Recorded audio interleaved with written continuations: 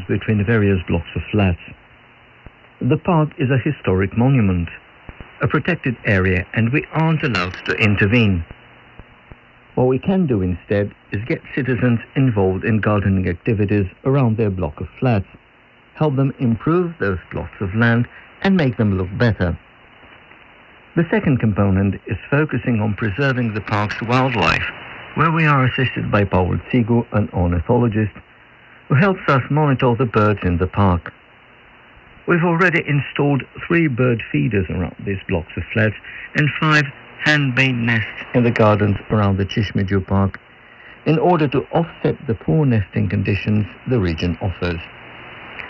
The third component addresses noise pollution, and we are cooperating with the authorities to reduce the level of noise in the area. Longer term, our vision is that Chismigiu ought to be a spot of peace and quiet at the heart of Bucharest, as its historical status deserves a lot more respect than it now has, since it is the first public garden in Bucharest. The fourth branch is that of urban beekeeping. We stage beekeeping workshops in the neighborhood. We have brought 2 hives and placed them on a roof nearby the park. We visit them every so often and we look after them. Actually, we wanted to offer people in the neighborhood the opportunity to spend their leisure time in a constructive way in the area they live in. A project of applied education inviting us in the park in spring. An invitation extended to all those who may be willing to learn what landscape architecture means, what plants best suit the urban gardens, and all sorts of tips and tricks for all gardeners, small or big, just as Alex Oprița told us. Our guest says people are taking part in the project in large numbers. Initially, we wanted to stage the workshops for the people in the neighborhood. Gradually, we realized the community was defined not by the area it inhabits, but by the interests it shares. So attending our workshops are people who want to do gardening and who are attracted by that kind of activity as a leisure activity, also dedicating their own time by their own free will. People would do well to announce their participation in workshops well in advance for organizers to use their resources. Here is Alex Oprița once again, this time telling us what the options are.